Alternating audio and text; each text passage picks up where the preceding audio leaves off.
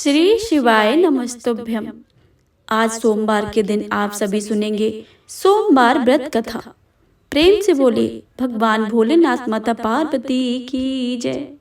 शिव पुराण की कथा के अनुसार एक बार वास्कल नामक गांव में बिंदुक नामक एक ब्राह्मण रहता था।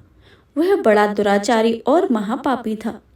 उसकी स्त्री बहुत सुंदर थी, लेकिन वह कुमार्ग पर ही चलता था। उसकी पत्नी का नाम चंचुला था और वह सदैव धर्म के पालन में लगी रहती थी।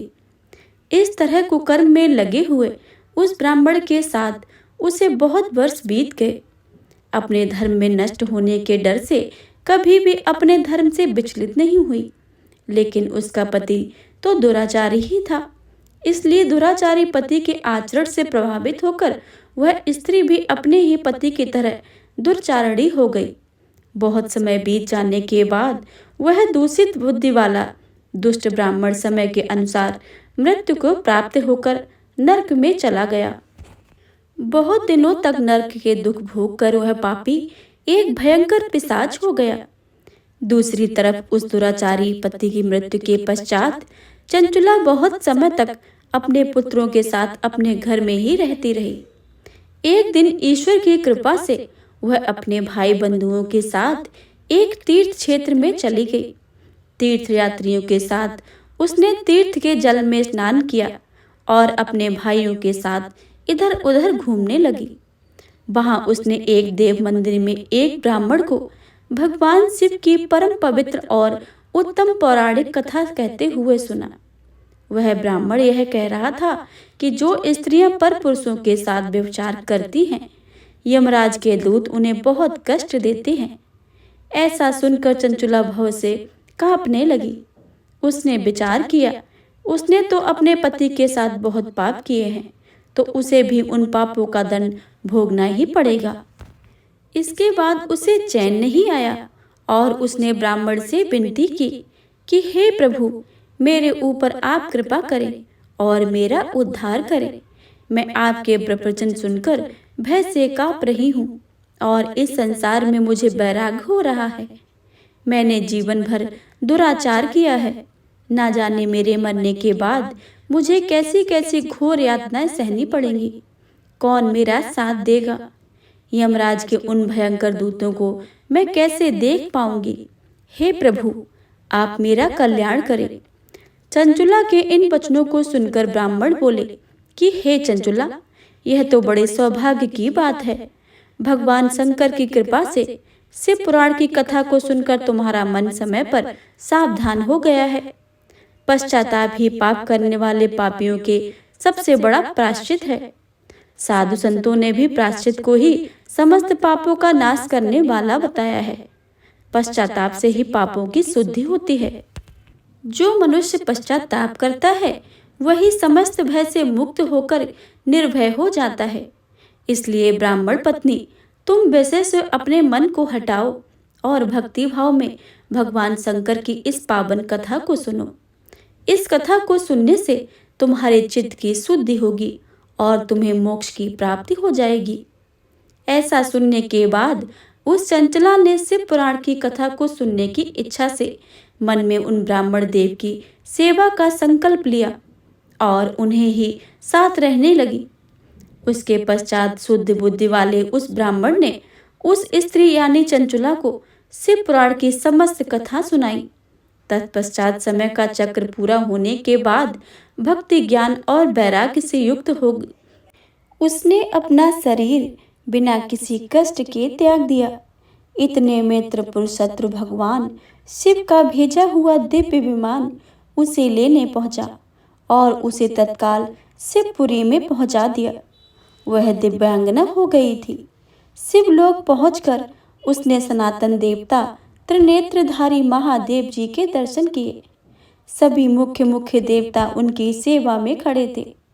श्री गणेश जी, भृंगी, नंदीश्वर तथा वीरभद्र आदि उनकी सेवा में उत्तम भक्ति भाव से उपस्थित थे। उनकी अंग कांति करोड़ों सूर्यों के समान प्रकाशित हो रही थी। कंठ में नील चिन्ह शोभा पाता था। उनके 5 मुख और प्रत्येक मुख में 3-3 नेत्र थे। मस्तक पर अर्ध चंद्रमा मुकुट शोभा देता था। बाम अंग भाग में गौरी देवी शोभामान थी, जो दिव्य पुंज के समान प्रकाशित हो रही थी। गौरीपति महादेव जी की कांति कपूर के समान गौर थी और उनका शरीर श्वेत भस्म से भासित था। शरीर पर श्वेत वस्त्र शोभा पा रहे थे। दर्शन करके वह बड़े प्रेम, आनंद और संतोष से युक्त होकर विनीत भाव से खड़ी हो गई। पार्वती जी ने उसे अपनी सखी बना लिया। तब वह अक्षय सुख का अनुभव करने लगी।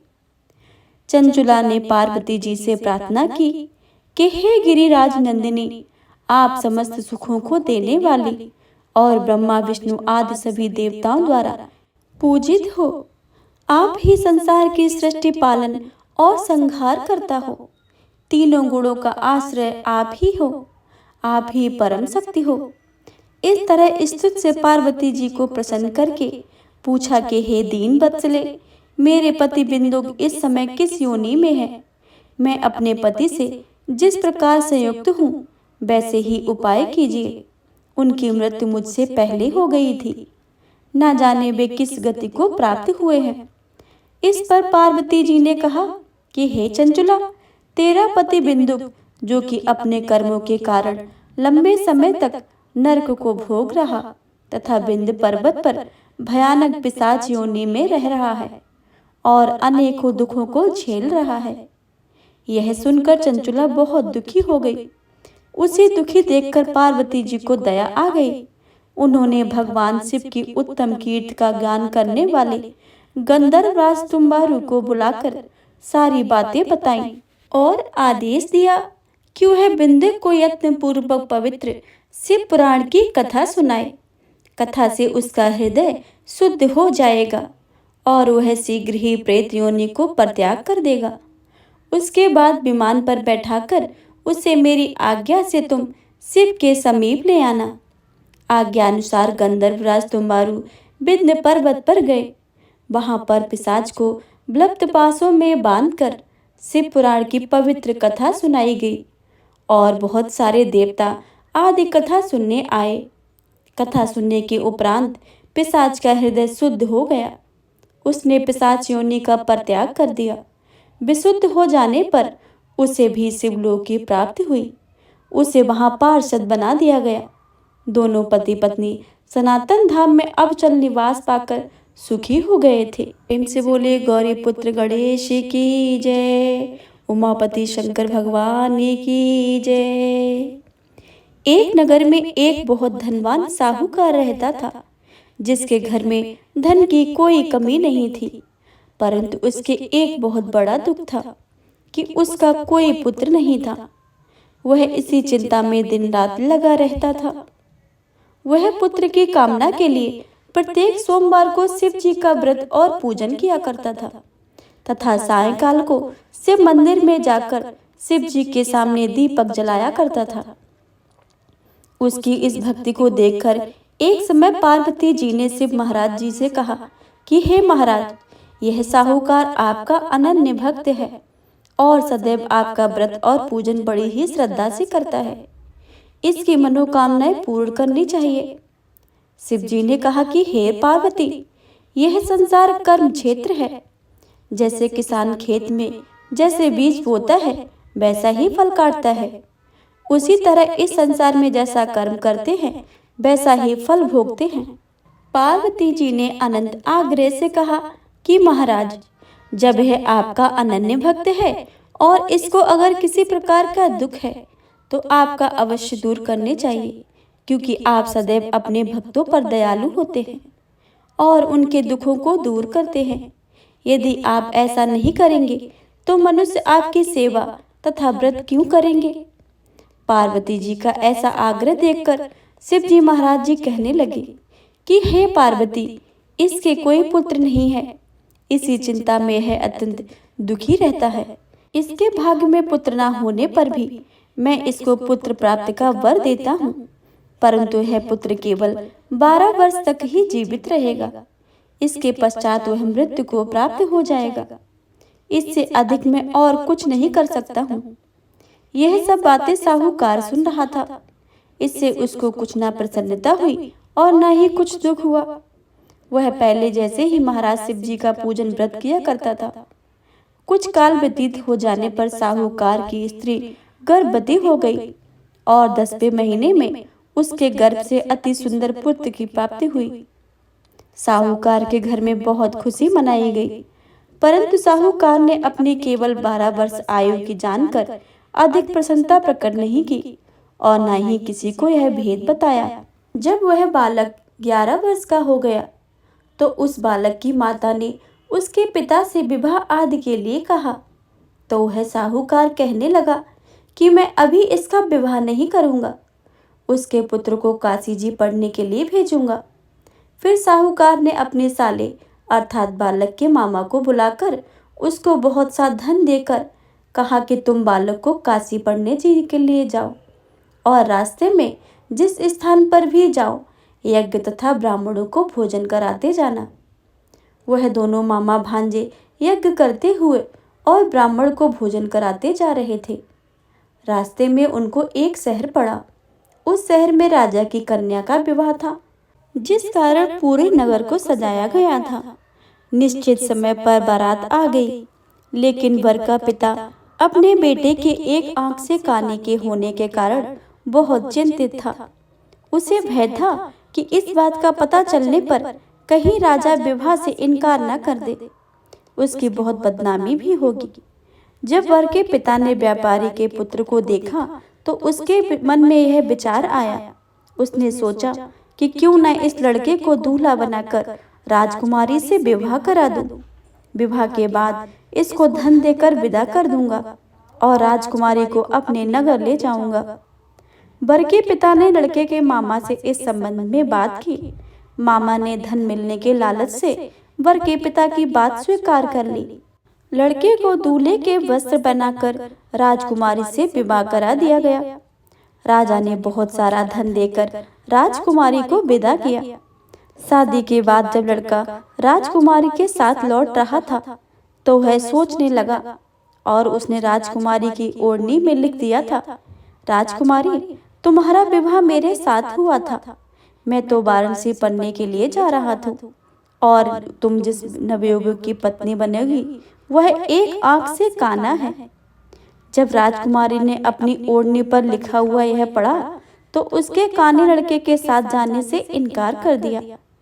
राजा को जब यह बातें पता लगी तो उसने राजकुमारी को महल में ही रख लिया। उधर लड़का अपना मामा के साथ वाराणसी पहुंचा और गुरुकुल में पढ़ना शुरू कर दिया। जब उसकी आयु 12 वर्ष की हुई तो उसने यज्ञ किया।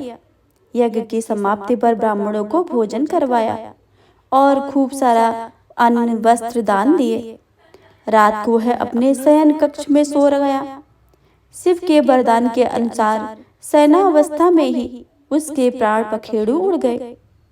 सूर्योदय पर मामा मृत भांजे को देखकर रोने पीटने लगा। आसपास के लोग भी एकत्रित होकर दुख प्रकट करने लगे।